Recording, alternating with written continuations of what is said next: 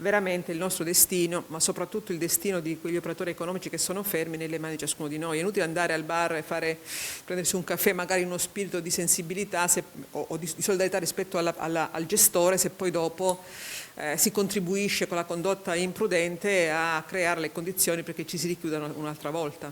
Semplice e diretto il messaggio del prefetto di Treviso a tutti i cittadini. Ancor più guardando ai giorni scorsi con casi di feste e contagi e in prospettiva ai possibili assembramenti dettati dal prossimo fine settimana con bel tempo e temperature primaverili. Brutto dirlo, ma che causa il suo mal pianga se stesso, cioè ci sono delle regole da osservare, non osservando queste regole i contagi salgono e quindi poi le autorità di governo devono adottare quelle misure. Che significa continuare a penalizzare la nostra economia con aziende che certamente dopo quanto successo non riapriranno più.